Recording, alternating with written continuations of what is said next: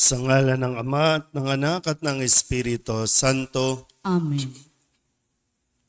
ang pagpapala ng ating Panginoong Hesukristo, ang pag-ibig ng Diyos Ama, at ang pakikipagkaisa ng Espiritu Santo, naway sumainyong lahat. At sumaiyo rin. Mga kapatid, tinipon tayo bilang mga kaanib na angkan ng Diyos, kaya dumulog tayo sa maawaing Panginoong nagpapatawad ng lubos. Sinugong tagapagpagaling sa mga nagsisisi, Panginoon, kaawaan mo kami. Panginoon, kaawaan mo kami. Dumating na tagapag-anyayang mga makasalanay magsisi, Kristo, kaawaan mo kami. Kristo, kaawaan mo kami. Nakaluklok ka sa kanan ng Diyos Ama para ipamagitan kami. Panginoon, kaawaan mo kami. Panginoon, kaawaan mo kami. Kaawaan tayo ng makapangyarihang Diyos, patawarin tayo sa ating mga kasalanan at patnubayan tayo sa buhay na walang hanggan. Amen.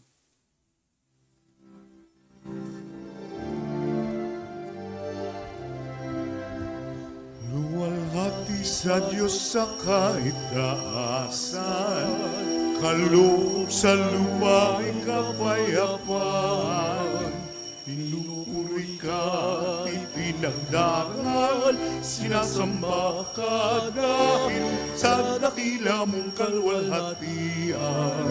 Panginoon naming Diyos Hari ng langit, Amang makapangyarihan, Panginoong Jesucristo, anak ng Diyos, Kordero ng Ama, ikaw nag-aalis mga kasalanan ng sanlibutan.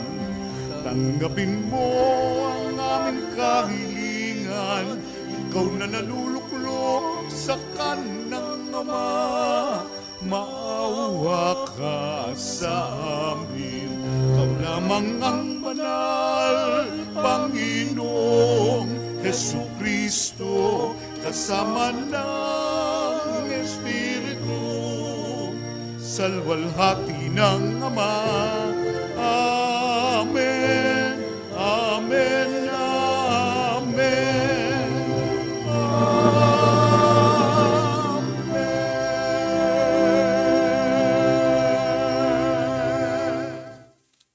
Manalangin tayo.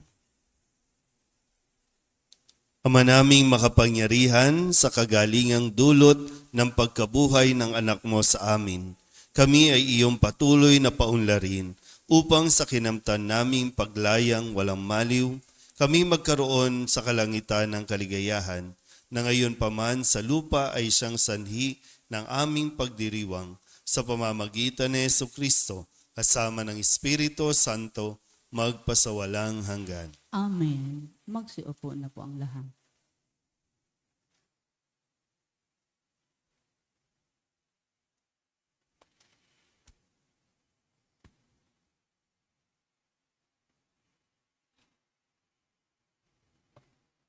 Pagbasa mula sa mga gawa ng mga apostol.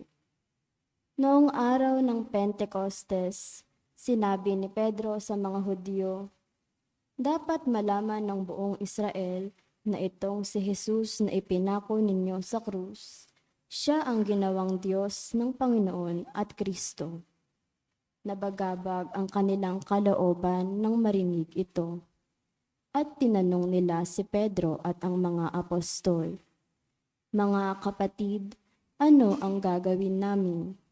Sumagot si Pedro, "Pagsisihan ninyo talikdan ang inyong mga kasalanan at mapabinyag kayo sa pangalan ni Hesukristo upang kayo'y patawarin at ipagkakaloob sa inyo ang Espiritu Santo, sapagkat ang pangako'y para sa inyo at sa inyong mga anak at sa lahat ng nasa malayo, sa bawat tatawagin ng Panginoong Diyos." Marami pa siyang inilahad upang patunayan ang kanyang sinabi, at nanawagan siya sa kanila, "Lumayo kayo sa masamang lahing ito upang kayo'y maligtas." Kaya't ang mga naniwala sa kanyang sinabi ay nagpabinyag. At nagdagdag sa kanila ang may 3,000 tao ng araw na iyon. Ang salita ng Diyos. Salamat sa Diyos. Salmong tugunan. Awat pag-ibig ng Diyos sa sangkalupa ay lubos. Ulitin po nating lahat. Awat pag-ibig ng Diyos sa sangkalupa ay lubos.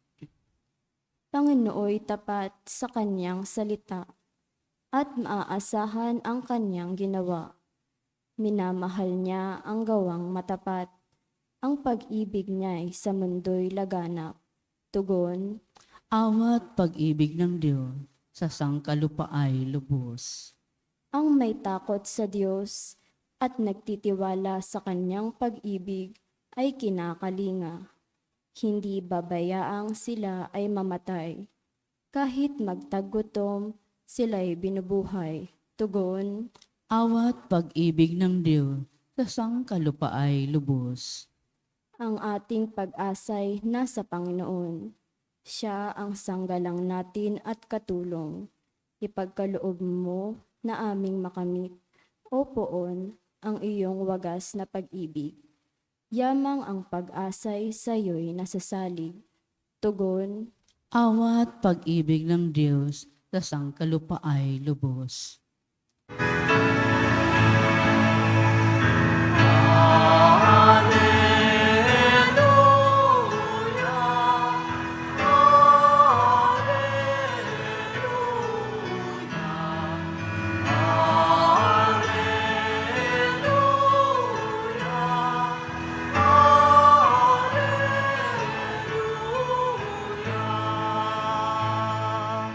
Sumainyo ang Panginoon. At sumaiyo rin. Ang mabuting balita ng Panginoon ayon kay San Juan. Papuri sa iyo, Panginoon. Noong panahong iyon, si Maria ay nakatayong umiiyak sa labas ng libingan. Yumuko siya at tumingin sa loob. May nakita siyang 2 anghel na nakaupo sa pinaglagyan ng bangkay ni Jesus. Ang isa'y sa gawing ulunan at ang isa namay sa paanan. Tinanong nila si Maria, Ale, bakit kayo umiiyak? Sumagot siya, Kinuha po nila ang aking Panginoon at hindi ko alam kung saan dinala. Lumingon siya pagkasabi nito at nakita niya si Jesus na nakatayo roon. Ngunit hindi niya nakilalang si Jesus iyon. Tinanong siya ni Jesus, Bakit ka umiiyak? Sino ang hinahanap mo? Akala ni Maria siya ang tagapag-alaga ng halamanan, kaya't sinabi niya, Ginoo, kung kayo po ang kumuha sa kanya, ituro ninyo sa akin kung saan ninyo dinala at kukunin ko. Maria, ani Jesus. Umarap siya at kanyang sinabi, Rabboni, ibig sabihin, Guro.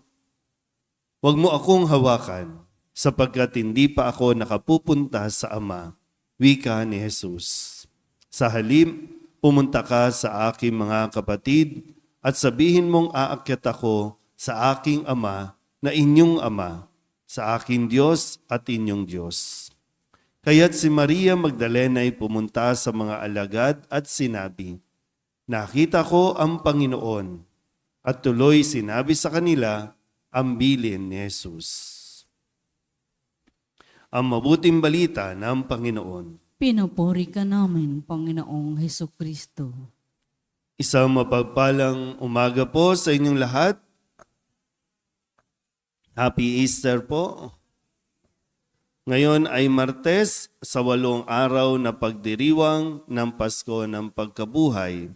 Kahapon, Lunes, narinig natin ang pahayag ng Ebanghelyo mula kay San Mateo, kung saan nakita nitong mga babae sa Jesus at sila'y binigyan ng isang misyon na pumunta sa mga alagad at doon ay sinabi na makikipagkita si Jesus sa kanyang mga alagad doon sa Galilea.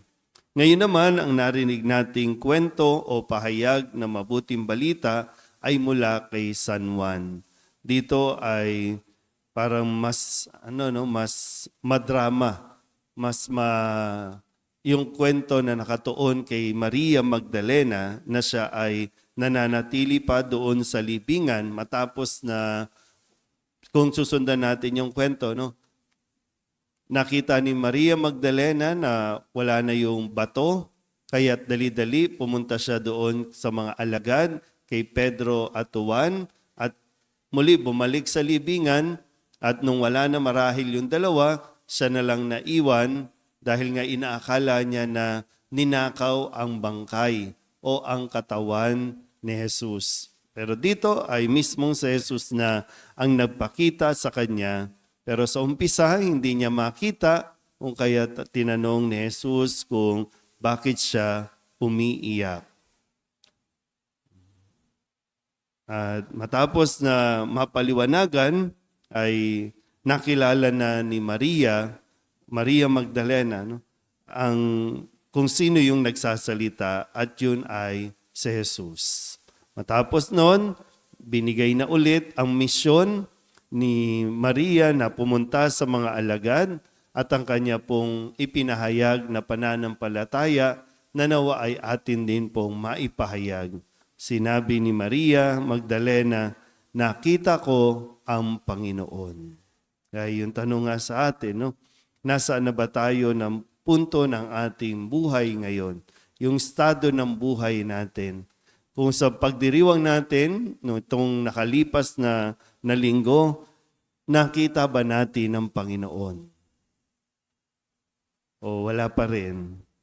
At nandoon pa rin tayo sa pakiramdam o sa estado na namatayan kasi tayo, nasaktan kasi tayo, nabigo kasi tayo, kaya hindi pa tayo makaalis-alis doon sa libingan. Hindi ko alam kung gusto ba natin pumasok o doon lang tayo sa labas.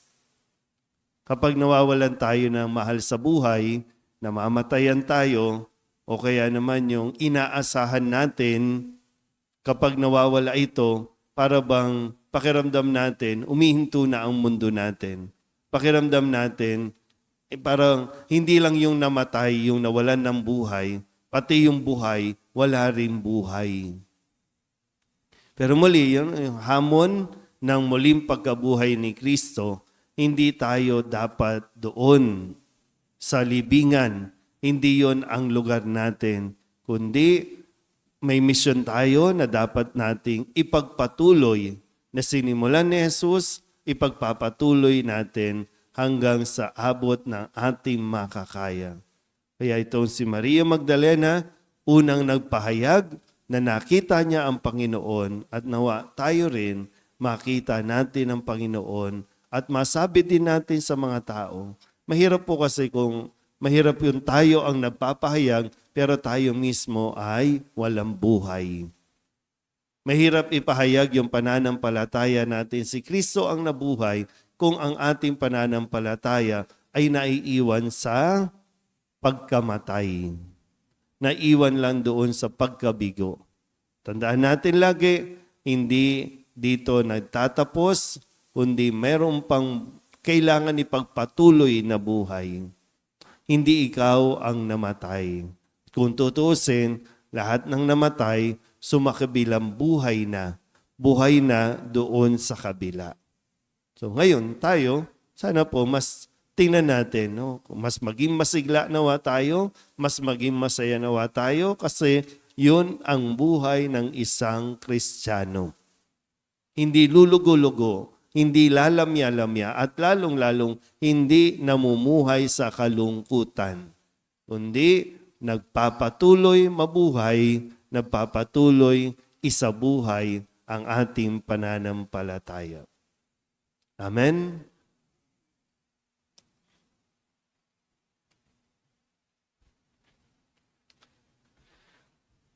Sa pamamagitan ng Ebanghelyo, nagpapahayag sa atin si Kristo sa kanyang mga makapangyarihang salitang walang hanggan at mga gawang makapagpapagaling.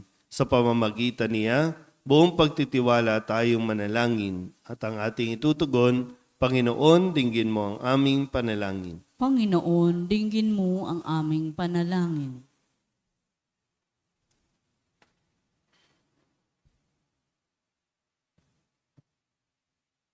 Ang simbahan naway patuloy na magturo ng katotohanan ni Kristo at labanan ang mga kasamaan ng ating panahon. Manalangin tayo sa Panginoon. Panginoon, dinggin mo ang aming panalangin. Ang mga namumuno sa mundo naway magtaguyod ng pagiging matuwid sa kanilang mga pamahalaan at maging masigasig sa pagsugpo ng kasamaan sa mga pamayanang pinangakuan nilang paglingkuran. Manalangin tayo sa Panginoon. Panginoon, dinggin mo ang aming panalangin. Tayong lahat na natitipon dito, naway manatiling tapat sa ating mga pangako sa binyag. Manalangin tayo sa Panginoon. Panginoon, dinggin mo ang aming panalangin. Ang mga may sakit, naway magkaroon ng kagalingan sa panghihina ng kanilang katawan at kaluluwa. Manalangin tayo sa Panginoon. Panginoon, dinggin mo ang aming panalangin. Ang mga yumao, naway makabahagi sa maluwalhating muling pagkabuhay ni Kristo. Manalangin tayo sa Panginoon. Panginoon, dinggin mo ang aming panalangin. Idulog din natin sa Panginoon ang ating mga personal na kahilingan at mga panalangin para sa ating mga pamilya, kasama ang mga kahilingan ng mga nanonood sa online. Lahat ng mga misang pasasalamat, espesyal na intensyon, mga agarang paggaling ng mga may sakit, at ang lahat ng mga kaluluwa na inihiling na ipagdasal sa misang ito.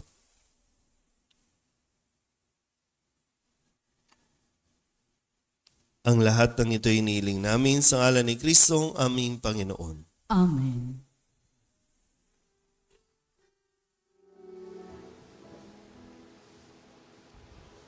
Tubig ng buhay, paglalakbay, patungo sa basan mo ang aming alay.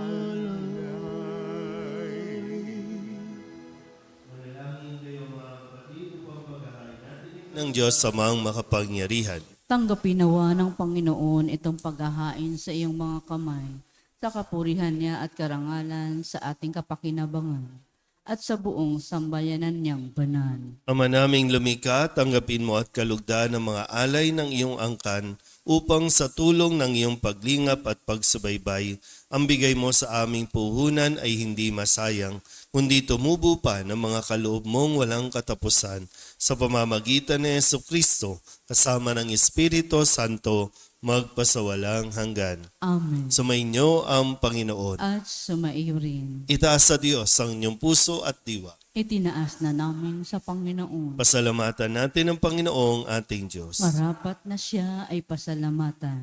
Ama naming makapangyarihan, tunay ngang marapat na ikaw ay aming pasalamatan, lalo ngayong ipinagdiriwang ang paghahain ng Mesiyas, ang maamong tupa na tumubos sa aming lahat. Ang iyong anak na minamahal ay naghain ng sarili niyang buhay. Siya ang tupang maamong umako sa kaparusahan upang mapatawad ang kasalanan ng sanlibutan. Sa pagkamatay niya sa banal na krus, ang kamatayan namin ay kanyang nilupig. Sa pagkabuhay niya bilang manunubos, pag-asa at pagkabuhay ay aming nakamit. Kaya kaysa ng mga anghel na nagsisiawit ng papuri sa iyo, na walang humpay sa kalangitan, kami nagbubunyi sa iyong kadakilaan.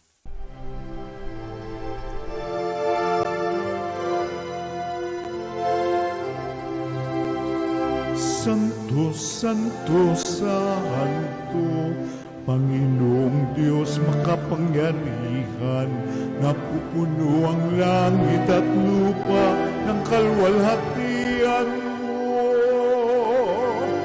Hosana sa kaitaasan, pinagpalang na paririto sa ngalan ng Panginoon. Hosana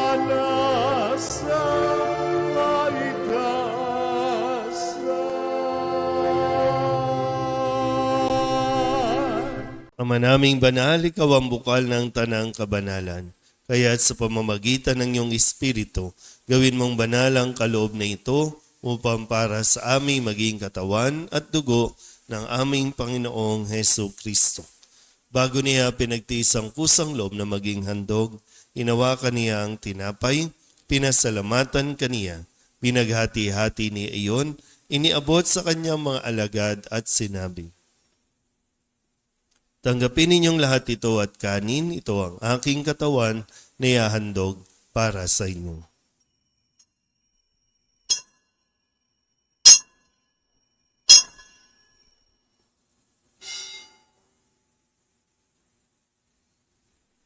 Gayun din naman nang matapos ang hapunan, inawakan niya ang kalis, muli kaniyang pinasalamatan.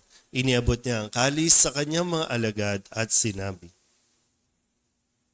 tanggapin ninyong lahat ito at inumin. Ito ang kalis ng aking dugo, ng bago at walang hanggang tipan. Ang aking dugo na ibubuhos para sa inyo at para sa lahat sa kapagpapatawad ng mga kasalanan. Gawin ninyo ito sa pag-alaala sa akin.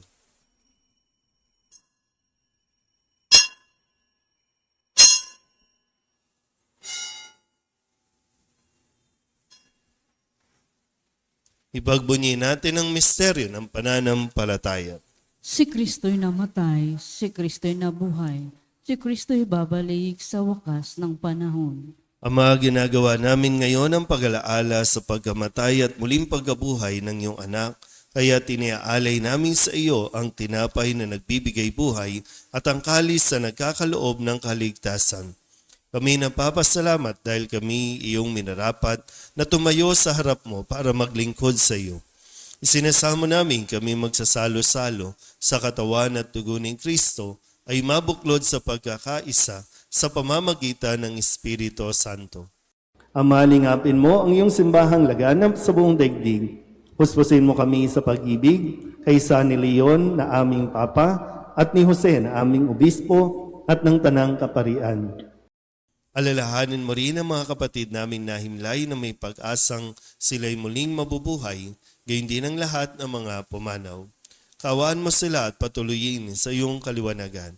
Kawaan mo at paginapating kaming lahat na makasalo sa iyong buhay na walang wakas. Kaysa ng mahal na Birhen Maria na ina ng Diyos, ng kabiyak ng puso niyang si San Jose. Kaysa ng mga apostol at ng lahat ng mga banal na namuhay dito sa daigdig ng kalugod-lugod sa iyo.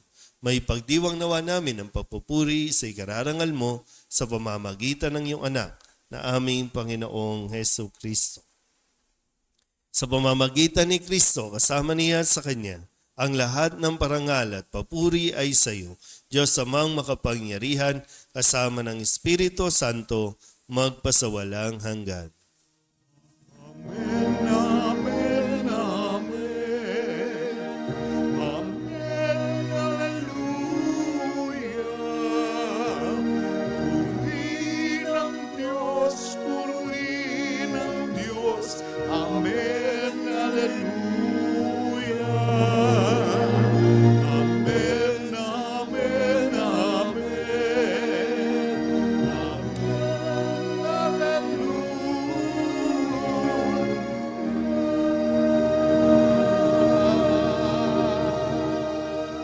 Sa tagubili ng mga nakagagaling na utos at turo ni Jesus sa Panginoon natin at Diyos, ipahayag natin ang lakas loob.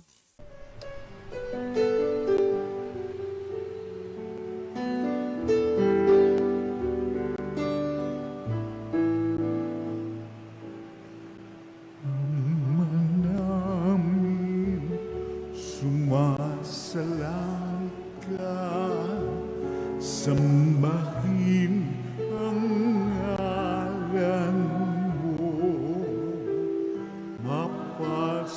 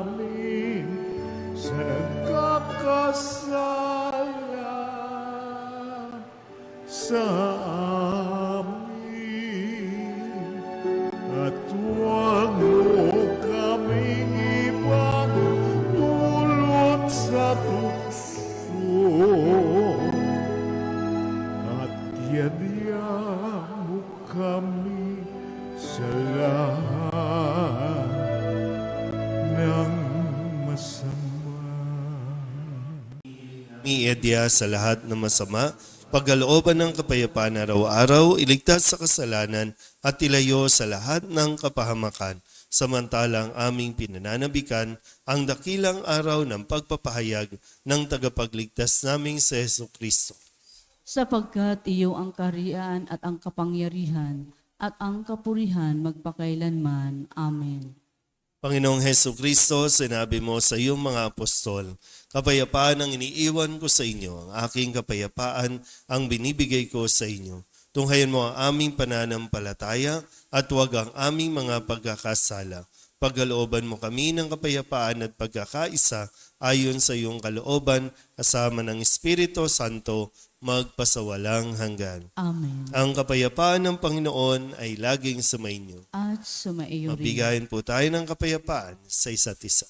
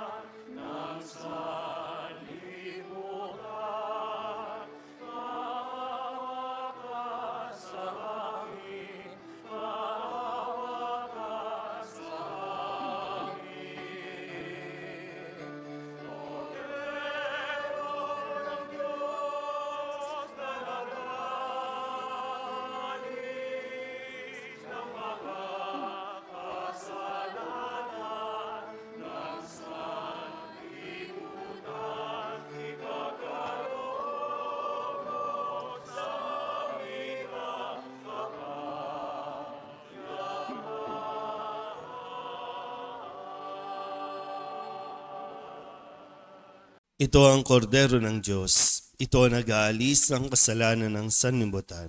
Mapalad ang mga inaanyayahan sa kanyang piging. Panginoon, hindi ako karapat-dapat na magpatuloy sa iyo. Ngunit sa isang salita mo lamang ay gagaling na ako. Katawan ni Kristo, Amen.